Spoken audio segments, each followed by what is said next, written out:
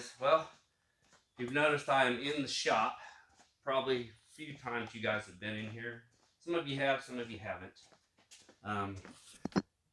Hey guys, Tracy here, Kansas Garden Guy Summer Pick Farms. How are you guys doing today? Well, it's a beautiful Kansas day again. It's Friday, which means tomorrow is our pop-up market. So I got some lettuce harvested this morning, some bok choy, and some of the loose lettuce greens, the premium greens mix. I did notice some of the mustard was starting to bolt, so it's time to get that stuff mowed down and tarped off. So as you can see, I have the push mower.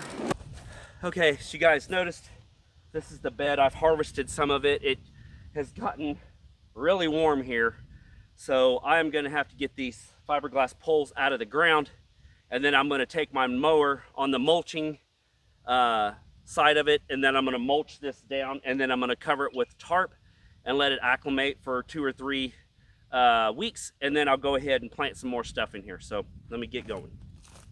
And if you're wondering, these fiberglass rods are from Bootstrap Farmer. It makes it perfect to put agribond or insect netting on any of your stuff, and then you just pull them out, and then they will flex back straight, and then you could use them again.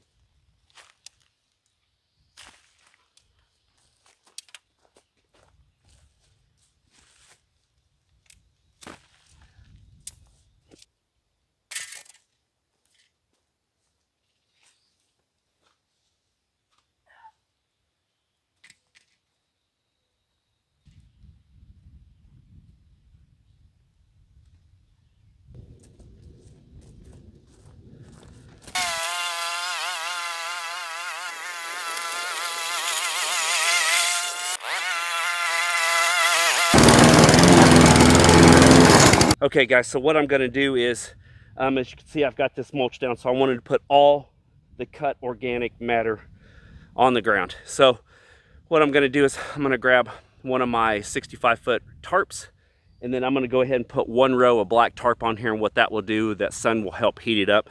We'll cook that mulch, that organic matter, as you can see here. I mean, look at this, just full of fluid, juices, water, and nectar of the gods. So that's going to feed my soil, and then we'll get some other stuff put in here.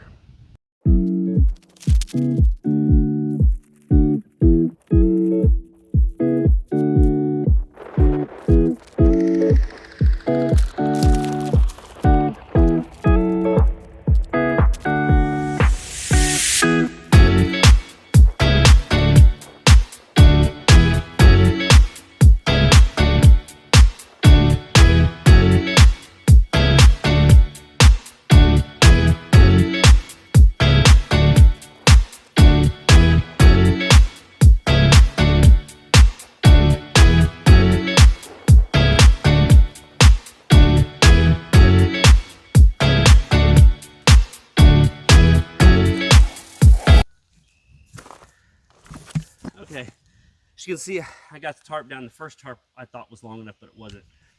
So this one I had to grab, and this is the one that I had, and that I remember right. I just didn't cut it into sections, so it's just doubled up. But I'll come back with some more. I got to go down in the basement, grab some more landscaping stakes.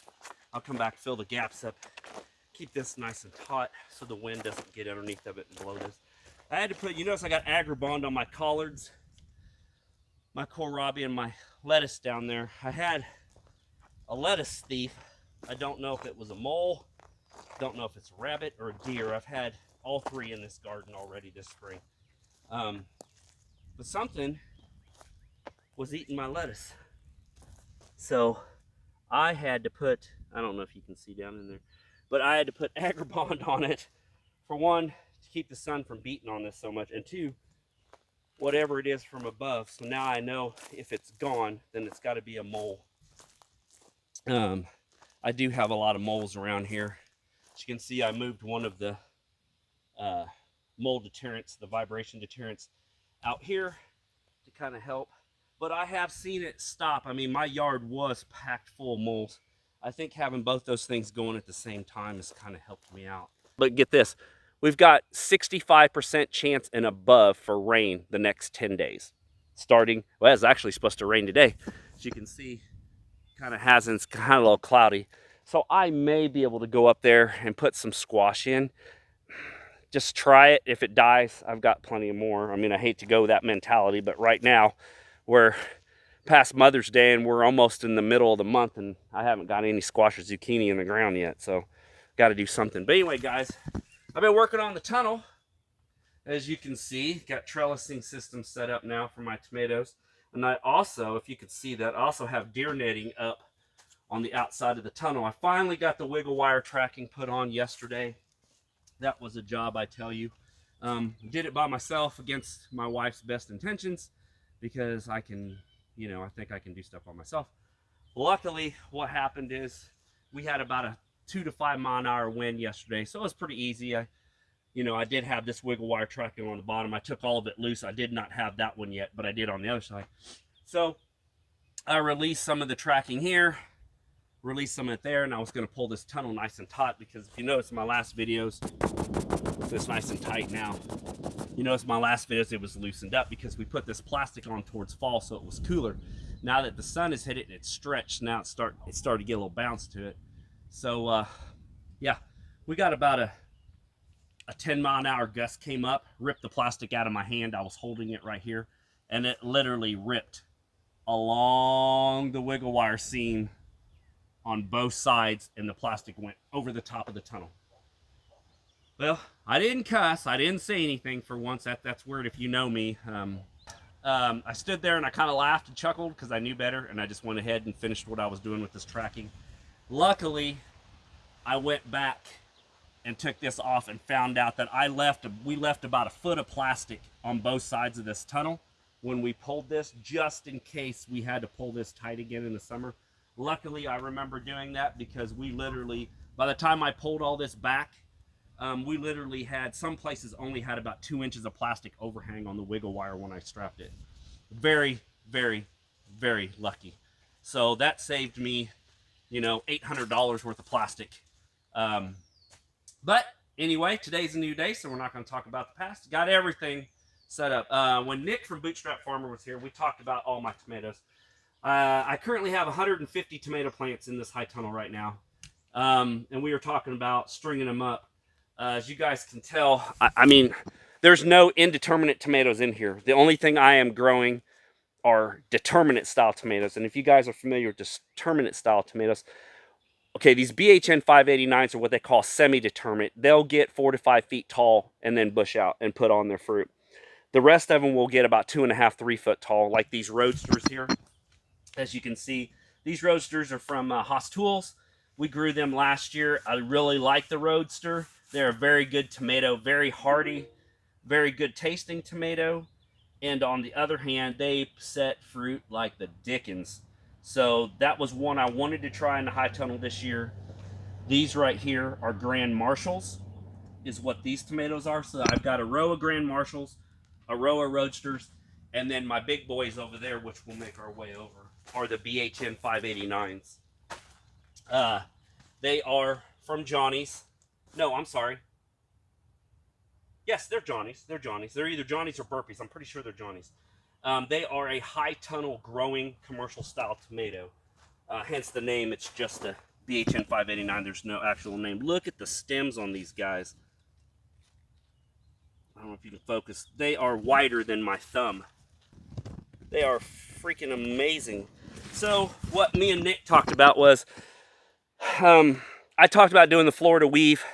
I've never done the Florida weave, so I really can't say a whole lot. Cosmetic wise, I do not like the look of the Florida weave. It looks messy and sloppy at best. Even the best people I've seen do the Florida weave, it just looks like, literally you just got string wrapped around your tomatoes. Stuff is falling out. To me, it does not look very professional. And I take a lot of pride in what my product looks like at the market stand and even here at home. When someone walks into my farm, I want them to walk into this tunnel or the beds outside and say, wow, that looks amazing. You really know what you're doing. And whether I know what I'm doing or not, 95% of it is first impressions. I think I've said this before. I had a boss that once told me that every day is a job interview about it for a while. And then I finally got what he was saying. even if you've been doing this for 30 years and one person comes for the first time that's never seen your farm or never met you before, your work ethic, and then they see it for the first time and it's a bad day, they're going to remember you for that one bad day, not the 29 other years of good days. So I want to make sure when people walk into this place, they know that we are professional, they know that we are growing for market, and that we know what we're doing, whether we do or not. But anyway, these BHN 589s are looking great. I still got a lot of tomatoes, as you can see. In cups, they're going to market tomorrow. We've got a pop-up market tomorrow here north of town. Lettuce and tomato starts look good. You remember I interplanted, if you guys follow me on Instagram, I think I did this in my last video, but I'm not sure, but I interplanted Cherokee Red in between my tomatoes, knowing that that lettuce is going to come on before the tomatoes take on. So that way I'll be able to get one harvest. And there's an extra 60 heads of lettuce in here done that way. You know, I've got it interplanted between these roadsters also. So everything's looking good. As you can see, the lettuce is almost all the way gone. I've got just a little bit left here. You know, putting out about a pound a head. So that's 16 bags of lettuce to take to market next week. I know some people are laughing and saying, holy cow, that's all you're taking? But in our market here, it seems to be, we sell about 15 to 16 bags a weekend at our market, on top of the other mixes that we provide. So I try to keep at least 8 or 10 of those every week. And then pretty soon, hopefully this stuff will start coming on. As you can see, I interplanted within the lacinato kale too. This is just a trial. I don't know if this kale's gonna make it through this heat, but you know, I had it, so I just went ahead and tried it to see. You never know what's gonna work until you try it in your own situation. And that's what gardening's all about. Look at this pak choi. Isn't that gorgeous? I've harvested probably 7 or 8 heads of this. This stuff is amazing. I've put it in anything from chicken stir fry to ramen noodle soup for lunch. I mean, pak choi is universal. It's an Asian green, very good tasting, very sweet, very hearty plant, and it's good for your digestive system. It's not so harsh like some of that cabbage and head lettuce is.